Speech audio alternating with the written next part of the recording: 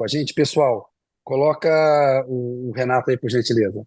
Ô, Renato, ministro, professor, boa tarde. Obrigado por estar aqui com a gente no Análise da Notícia. Tem que ligar o microfone, Renato. Boa. Boa tarde, obrigado pelo convite. Prazer em ver vocês dois, Kennedy e Toledo. Muito bom. Prazer é nosso. Eu vou apresentar o Renato Janine Ribeiro, todo mundo aqui do Análise conhece, mas é importante a gente lembrar. Ele é professor de Ética e Filosofia Política na USP, a Universidade de São Paulo. É ex-ministro da Educação, foi ministro da Educação no governo Dilma. A gente até pode falar com ele depois, viu, Toledo, um pouquinho sobre esse piso da educação, mas isso por final. O papo hoje é mais sobre extrema-direita, Parlamento Europeu e França. E o Renato Janine Ribeiro também é presidente da Sociedade Brasileira para o Progresso da Ciência. Ô, Renato, a gente quer começar a conversa com você tentando entender esse movimento do presidente Emmanuel Macron na França. A pergunta é, por que que o Macron antecipou as eleições na França? Medo de perder, mais chance de ganhar? A gente sabe que a França é semipresidencialista, o presidente pode dissolver a Assembleia, não é nenhum golpe de Estado, como o bolsonarismo tentou vender nas redes sociais nos últimos dias, é uma prerrogativa, né? Lá é um sistema distrital, tem dois turnos. Você podia dar uma explicada para a gente como funciona esse sistema francês e tentar nos ajudar a entender qual foi a jogada do Macron. O que está por trás disso, Renato? Bom, acho que é bom começar lembrando que no parlamentarismo, justamente porque o parlamento é quem indica o governo, ele pode ser dissolvido. E pode ser dissolvido sempre que mudar a maioria popular ou não tiver maioria ou mudar as circunstâncias. No caso da França, a prerrogativa da dissolução é do presidente, como em Portugal. O presidente de Portugal dissolveu duas vezes a Câmara lá em 2 anos, na intenção de fazer a direita chegar ao poder, da direita democrática, mas chegou desse jeito. E na França, o presidente, como você diz, pode muito. Então, na verdade, quando o partido que está no governo, lembrando que o presidente não é o governo. Na França, o presidente é o presidente. O governo é aquele que é indicado pela Câmara Baixa, pela Câmara de Deputados, que eles chamam de Assembleia Nacional. Então, o que acontece é que o Macron não conseguiu maioria absoluta na Assembleia na última eleição, o que é uma novidade, porque geralmente o presidente da França, que é eleito por 5 anos, a Câmara é eleita logo depois dele, também, no caso dela, por um máximo de 5 anos, porque ela pode ser dissolvida. E ao acontecer isso da eleição do Macron, ele não conseguiu maioria na Assembleia Nacional. Então, há 2 anos que ele governa assim, de uma maneira um tanto insegura.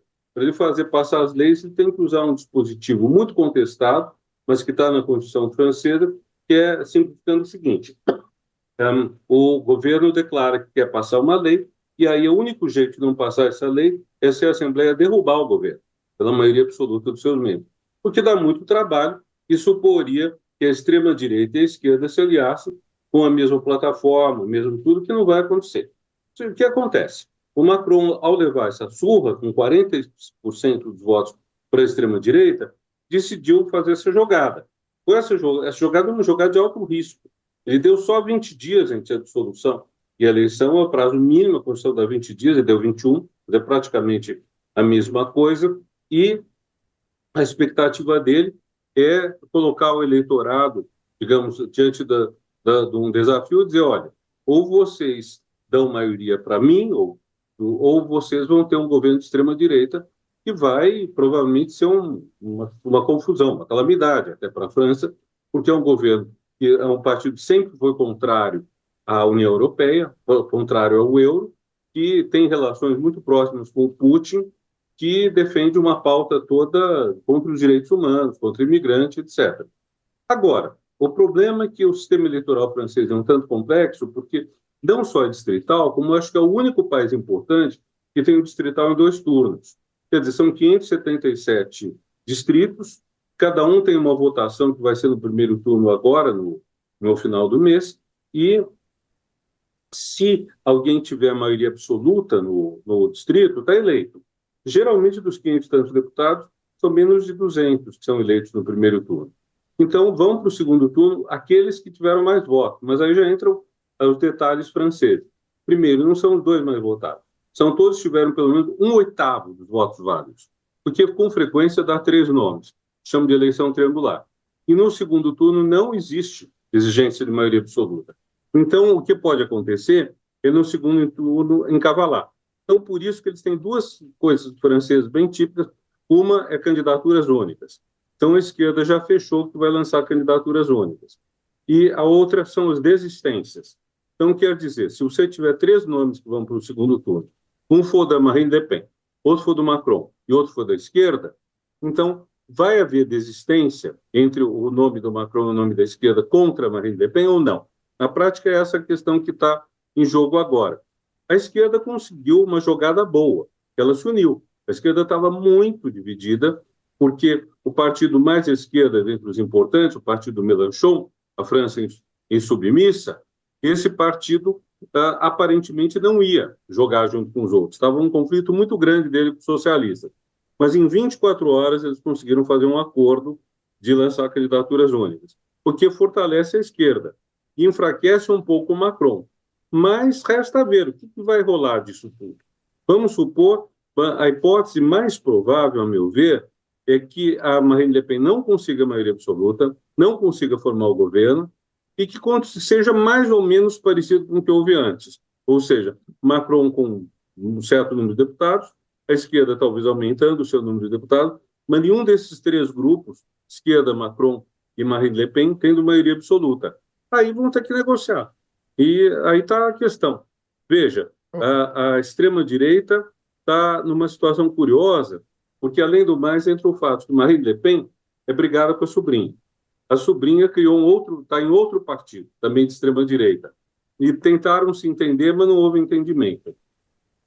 E, além disso, o líder do partido tradicional de direita, que é um partido que diminuiu muito o tamanho, já disse que faz negócio com a Marine Le Pen. Mas o próprio partido dele está indignado com ele. Então, é uma situação onde meio imprevisível.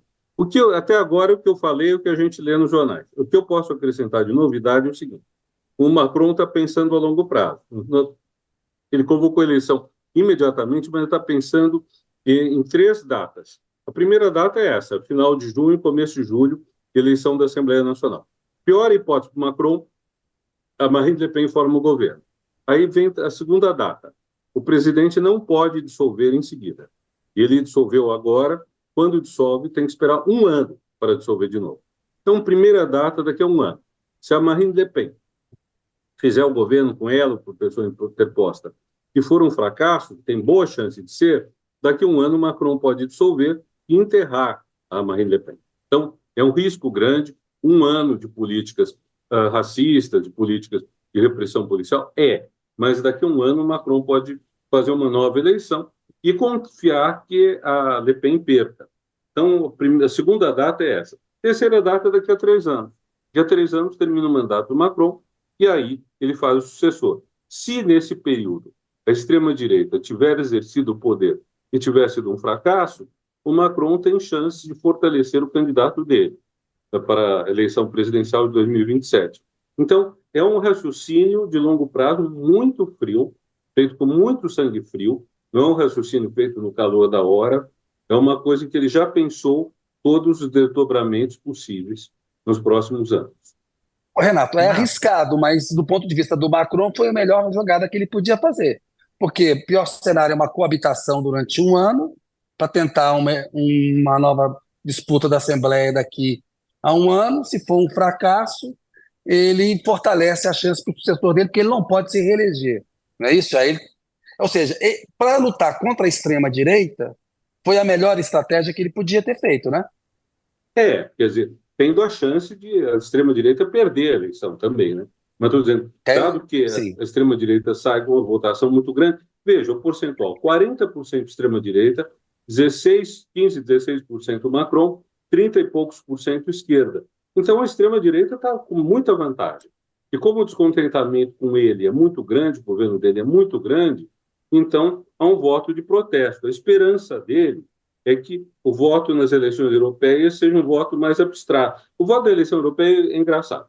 Geralmente a pessoa não vota pensando na Europa, vota pensando no país. Então, muitas vezes ela quer dar uma bronca no governante do país. É um voto meio cacareco, como a gente dizia no Brasil antigamente, né?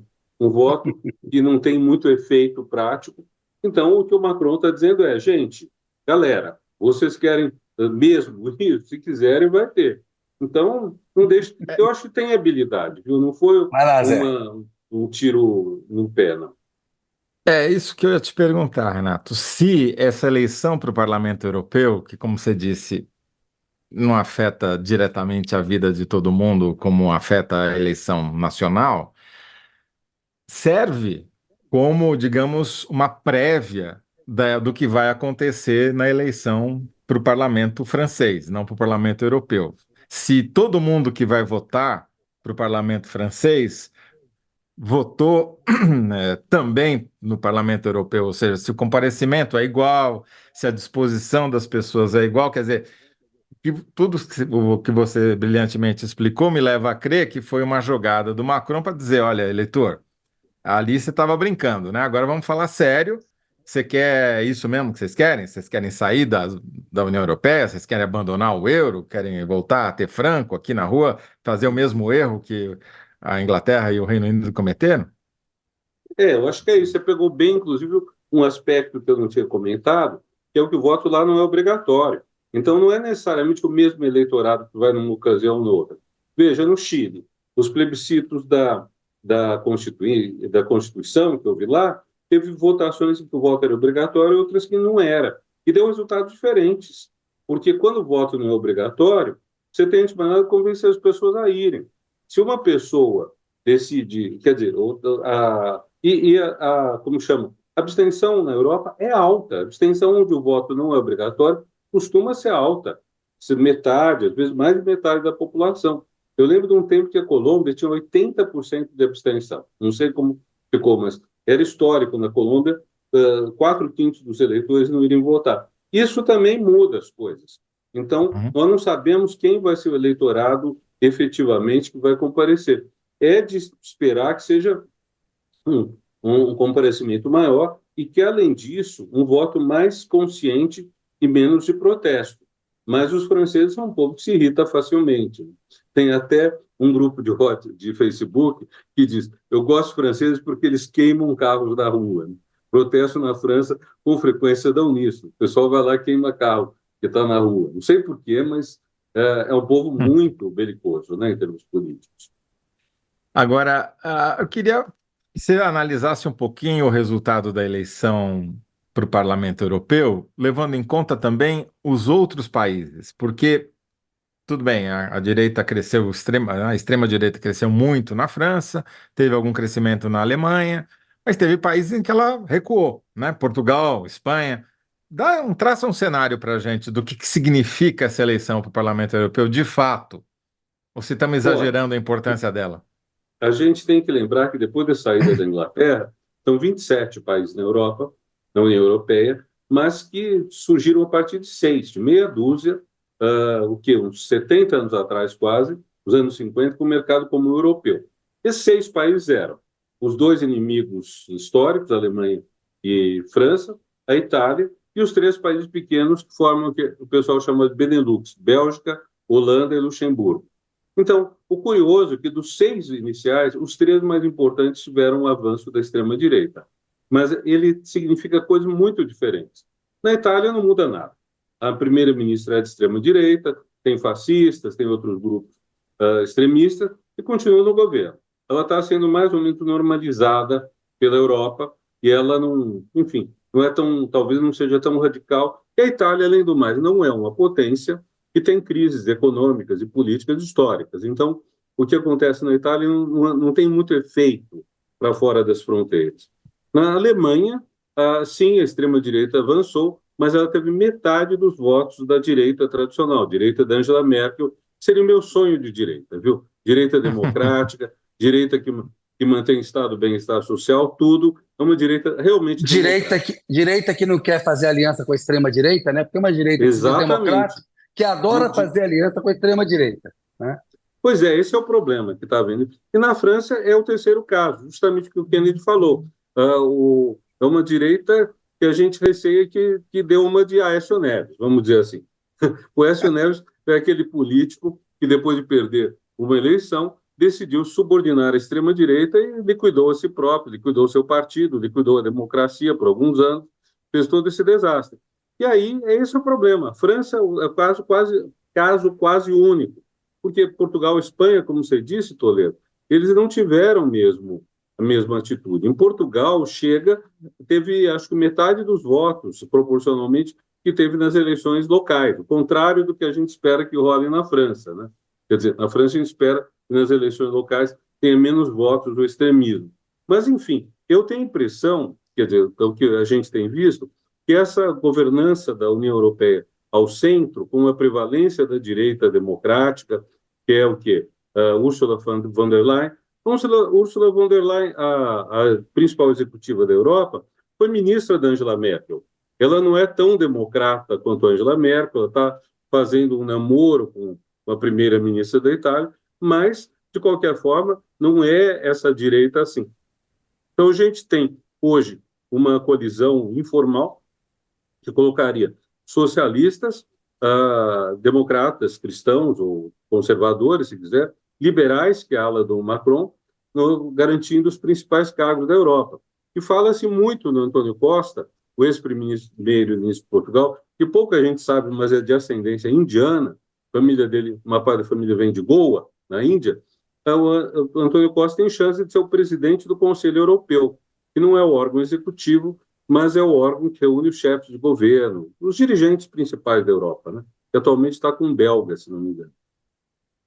Ô, Renato, eu fiz uma entrevista com o Carlos Nobre e a gente estava falando de como que o negacionismo afetou essa questão do Rio Grande do Sul, como que a extrema-direita fez esses debates nas redes. Ele falou assim, ô Kennedy, você tinha que ouvir alguém que estudasse a extrema-direita e explicasse por que ela está crescendo tanto no mundo. O que é? Uma crise da representação dos partidos políticos tradicionais? São porque o estado do bem-estar social europeu está acabando? O que explica esse fenômeno no Brasil, na Europa e no mundo, Renato? Olha, são muitas explicações, convergem um pouco para isso que você disse, mas eu diria que um dos pontos que são muito visíveis no Brasil é o seguinte: a demanda em termos de direitos justos, etc., é incompatível com os recursos que a gente dispõe historicamente. O Brasil tem uma dívida social gigantesca. Esquece a dívida externa. Vamos falar de dívida social. São 500 anos de exclusão social, de injustiça social, e um sistema extremamente bem feito para isso. Toda vez que dá errado uma política de inclusão, política de educação, de saúde, eu costumo dizer, não é que ela deu errado, que mais uma vez deu certo o projeto de Brasil, que começa com a colonização, continua com a escravidão, permanece na monarquia independente, na república e tudo. Esse projeto foi enfrentado poucas vezes na história. O enfrentamento mais consequente começou com Lula, em 2003, e deu no que deu. A gente teve até o impeachment irregular, a exclusão do Lula das cédulas eleitorais, a prisão do Lula por 2 anos por uma sentença incompetente e manipulada politicamente. Em suma, tem tudo isso para dificultar esse projeto. Mas, por outro lado, negros, mulheres, indígenas, todos os grupos que foram espezinhados ao longo da história, não querem mais essa posição, não querem mais ser espezinhados. E reivindicam. Só que não tem dinheiro para fazer isso. Para colocar de maneira muito tosca, não tem dinheiro. Veja, por exemplo, as universidades federais. Professores e funcionários estão em greve pedindo melhores salários. Quem sabe não há dinheiro para isso. Mas há uma reivindicação que é justa. Então, como você faz para lidar com tudo isso? Quando o sistema, tal como existe, não dá conta de demandas justas, há um problema. Ou você tem uma consciência política, uma educação política, e as pessoas vão tentar viabilizar isso.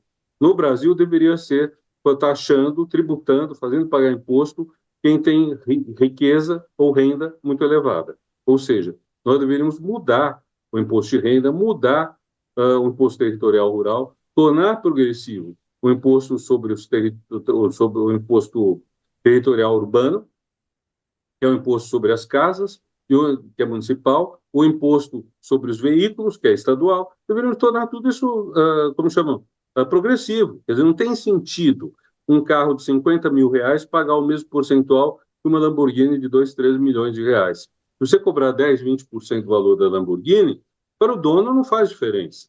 Agora, a gente cobra o mesmo percentual. Imposto de renda, eu estava vendo, em Portugal, as rendas mais altas pagam 48% de imposto. No Brasil, 27,5%. 27,5 você paga ganhando 5 mil reais por mês ou ganhando 500 mil por mês. É a mesma coisa. Então, esse sistema todo, nós temos que mudar, nós temos que rever o sistema tributário do lado da receita. Agora, o que a gente tem na mídia, o que a gente tem no pensamento dominante no país? Precisa cortar despesas. O governo gasta muito, o governo gasta mal, então não podemos cobrar mais. E toda vez que alguém fala em cortar despesa, a gente pode ter certeza, é despesa de pobre. É cortar aquilo que vai para a educação, para a saúde, para a Bolsa Família. Isso sim pode ser cortado. Agora, você veja, né? Durante todo esse período da Lava Jato, as profissões jurídicas de Estado tiveram um papel importante no afastamento da Dilma, no aprisionamento do Lula, etc. As profissões jurídicas do Estado foram muito premiadas, com aumentos salariais, com vantagens, mantendo coisas absurdas, como ninguém é demitido, eles são aposentados, todos foram mantidos. Agora, como o setor, as profissões não estão mais entregando a pauta da extrema-direita, então a gente vê nos jornais o tempo todo denúncias das benesses do judiciário, que realmente são injustificáveis. Mas veja, isso só veio à tona agora, porque o mote não vai ser tirar salário de juiz, o mote vai ser tirar renda de pobre, tirar o que possa ser investido na pobreza. Isso se mantém no Brasil. Então, no Brasil é muito isso. Quando a gente olha outros países, Estados Unidos, a gente vê, por exemplo, uma parte do que foi para o Trump, a gente está dando tiro no pé. A gente empobreceu e que, em vez de defender uma política social que melhore a vida deles, vai atrás da demagogia fácil, de alguém que diz que é contra o sistema. É o mesmo discurso que o Bolsonaro usou aqui, que a Le Pen usa na França, a Meloni na Itália.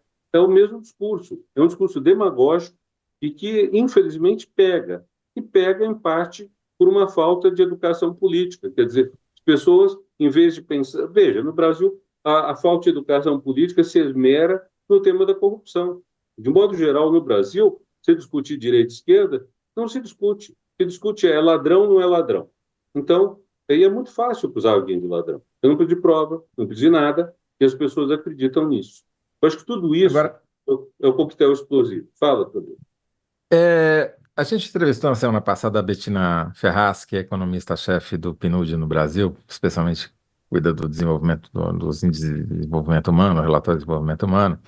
E ela estava dizendo que esse refluxo que houve recente na política, que gerou essa dissonância, né? Uma dissonância que não é só cognitiva, mas é uma falta de unidade de ação, foi muito prejudicial para o desenvolvimento humano, especialmente durante a pandemia, mas que continua por conta justamente da incapacidade das sociedades de chegarem a um mínimo denominador comum para poder avançar, né? E que ela via nisso também um reflexo justamente disso que você estava falando, de que houve avanços para diminuir a desigualdade em décadas passadas, e a reação a esses avanços, especialmente no momento de crise, e aí a crise climática vem agravar esse processo, em que todo mundo começa a olhar e fala, ih, vão faltar recursos, e deixa eu pegar o meu, garantir o meu primeiro, acirra ainda mais essa dificuldade de você ter consensos mínimos e favorece a pauta da extrema-direita de que propõe, na verdade, um retrocesso, né? E é assustador a gente ver que setores que deveriam apostar na democracia, setores do próprio capitalismo, é assustador ver como eles facilmente vão atrás de qualquer demagogia dessa, né? Não dá para... Deixa a coisa escandalosa, né? O Bolsonaro teve com as finanças públicas uma relação totalmente irresponsável. Ele, para tentar ganhar a eleição, pilhou os cofres, soltou dinheiro para taxista, soltou o Auxílio Brasil sem critério, não houve sequer o cruzamento dos beneficiários com o CPF das pessoas para não pagar coisa a quem fosse militar, a quem tivesse renda, etc. Houve tudo isso. No entanto, quem parece assustar o empresariado é a esquerda. E a esquerda aqui no Brasil arruma as contas, né? O próprio Lula, no primeiro governo, arrumou as contas que estavam desequilibradas depois do governo do Fernando Henrique, que foi um governo incomparavelmente melhor que o do Bolsonaro. Então, a esquerda acaba fazendo um trabalho de limpar a sujeira da direita. E, no entanto, a direita continua gritando, assim, a esquerda é irresponsável, a esquerda vai torrar o dinheiro, vai fazer déficit. Isso se ouve o tempo todo.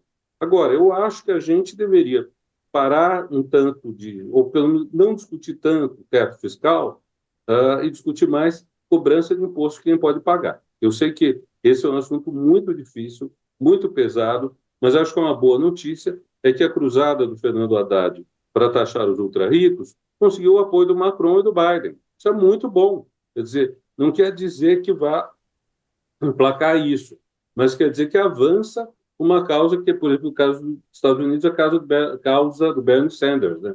E vocês devem ter visto, eu vi hoje no jornal, está saindo um livro do Bernie Sanders no Brasil, em que, entre outras coisas, ele diz que, acho que em 70 anos, acho que a receita dos mais ricos subiu 60% e a dos trabalhadores 15% ou 16% nos Estados Unidos. Então, a desigualdade cresce, né? O Toledo, Kennedy, vamos lá. vai. Quer mudar, entrar na questão da educação dos pisos e tetos? Eu queria que o Renato falasse um pouco disso. O Haddad, a Fazenda, está analisando uma proposta de acabar com o piso de educação e saúde e estabelecer um crescimento na linha do que está no arcabouço fiscal, de 2,5%. O que você acha dessa possibilidade, Renato? Olha, ontem um pessoal da Frente pela Vida, da qual a CBPC participa, esteve no Ministério da Fazenda, conversou com o pessoal qualificado de lá, não com o próprio Haddad, e as pessoas asseguraram que não existe a ideia de diminuir o piso da saúde.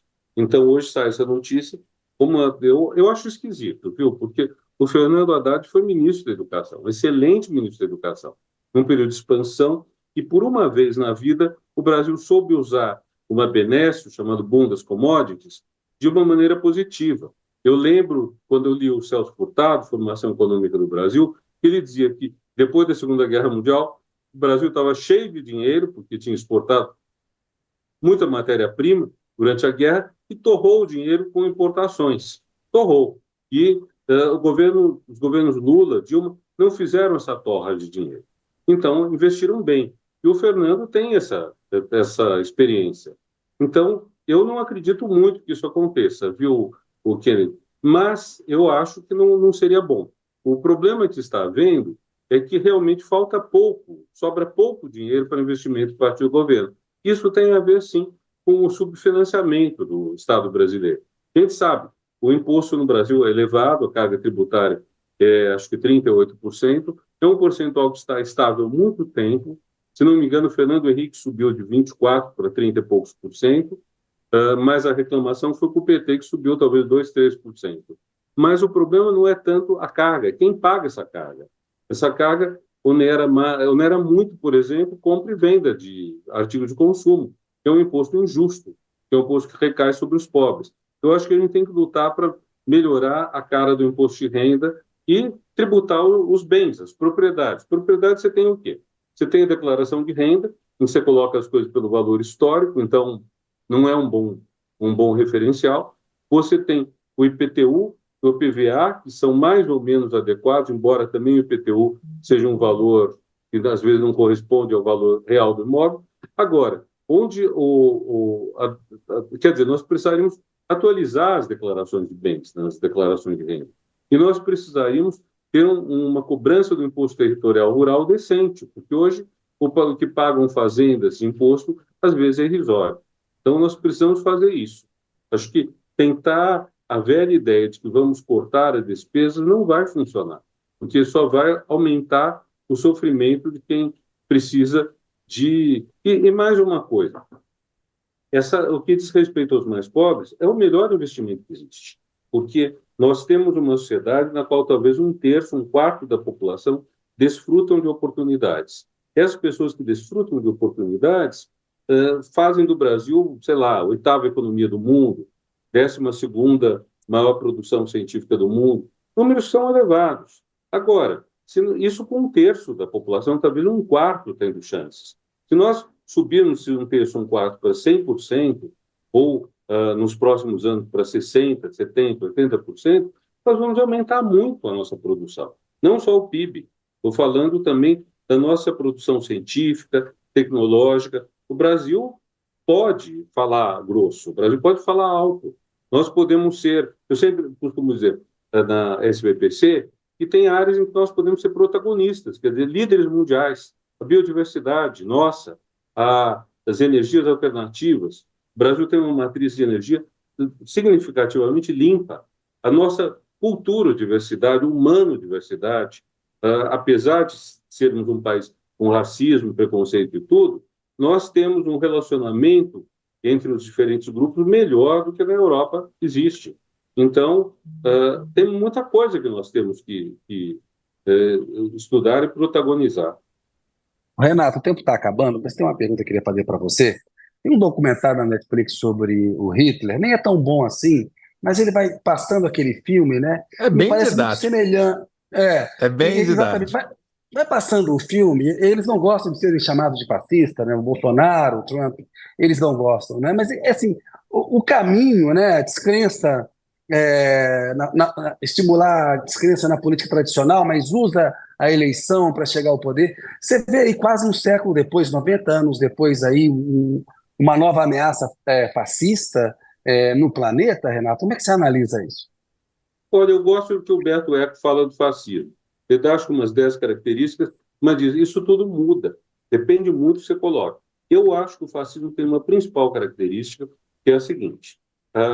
De modo geral, a direita não tem um personagem que é muito comum na esquerda, que é o militante. Esquerda só existe quando tem militante. Militante é uma pessoa que, sem receber dinheiro nem nada, faz panfletagem, faz boca de urna quando é autorizado, vai às ruas, manifesta, etc. e tal. Essa figura na direita é mais rara. A direita, quando ela fazia boca de urna, ela preferia pagar pessoas para distribuir, enquanto a esquerda tinha mais voluntariado. Quando a direita começa a ter militantes, aí é curioso, o militante de direita vira extrema-direita. É o cara que vai acampar na frente da Fiesp, acampar na frente da região militar, vai rezar para pneu, vai invocar os asteroides, etc. e tal. Seja o que E for. vai quebrar Então, a sede dos três poderes, né? vai fazer essas coisas. Então, porque a direita, e é isso que eu vou dizer, é inteiramente legítimo, a direita está mais interessada em ganhar dinheiro. E é legítimo isso, por que não? Né? Então, por isso, o voluntariado para participar de política não é tão comum. Quando você tem gente que, em vez de ganhar dinheiro, vai quebrar a sede dos três poderes, é porque as pessoas já passaram por o extremismo. E, nesse ponto, há uma coisa que lembra, sim, o fascismo. Mesmo se a gente comparar Bolsonaro com a nossa ditadura militar, a ditadura militar nunca foi popular. Ela precisava o tempo todo dar mais um golpe e piorar o sistema eleitoral, porque ela sabia que ia perder. Então, ela tirou eleições diretas para governador várias vezes, para presidente da República quase de cara, fechou o Congresso, tudo mais ela fez várias vezes. Agora, no bolsonarismo, nós tivemos essa coisa esquisita, que é um projeto político que tem um apoio de uma boa parte da população brasileira, fruto da falta de educação política, sim, fruto de uma lavagem cerebral, sim, mas é o equivalente da militância também. Então, acho que, nesse sentido, a gente tem uma coisa realmente preocupante, não só no Brasil, mas no mundo. Se Trump ganhar, se Le Pen ganhar, olha, o mundo pode piorar bastante nos próximos meses. Temos que fazer a E vai síntese bater disso. aqui, né? Não é que vai ficar isolado nos Estados Vai. Unidos e na Aí vai Europa, né? repercutir aqui também, claro. Né? Isso aí. Bom, gente, o Pois é, prazer temos que estar com fazer uma vocês. síntese. Não, calma, Renato. Vai ser Calma, difícil tem fazer a síntese aqui. É duro pegar uma aula, né, do Renato e condensar em 75 caracteres, mas eu acho que a gente pode pegar pelo lado da França, que Macron fez uma jogada de alto risco olhando no longo prazo, né, o poder no longo prazo, médio prazo, né, no longo estaremos todos mortos, já diria o Keynes, mas no médio prazo. Se Trump e Le Pen ganharem, vai sobrar para a gente, né? Também talvez seja uma tradução É, no final é, da segunda parte da nossa conversa, né? é. O Macron fez uma jogada realmente arriscada. Mas como ele tem 3 atos na jogada, se ele perder no primeiro ato, ele tem 2. condição absoluta, Macron não pode renunciar à presidência. Ele não está planejando, se ele perder, ele sai da presidência. Não, ele tem um mandato. E nesse mandato ele pode tornar a vida da Le Pen, ou de quem ela colocar, muito difícil. Quer dizer, ele não vai poder vetar leis, porque aí ela derruba o veto no parlamento. Uhum. Mas ele vai controlar relações externas e Força Armada, também não quer dizer tanta coisa, mas, enfim, ela provavelmente, se ganhar, vai fazer uma política de repressão na segurança pública muito dura, de bater em imigrantes, expulsar estrangeiro, vai ter tudo isso. Mas, enfim, espero que não, né? Espero que não precise passar por isso.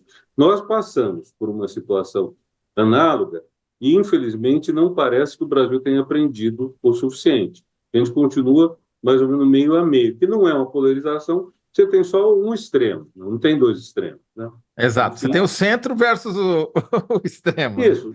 Os democratas versus os não democratas, é isso. Exato. Tá bom, muito obrigado, Renato. Precisamos Eu que voltar a agradeço a conversar mais vocês, vezes viu? aqui. Será um prazer. Eu gosto muito de vocês, do trabalho de vocês, tudo, viu? Então, Eu sou muito de boa você tarde a também. vocês e a todos os nossos ouvintes. Obrigado, um Obrigado, abraço. Renato.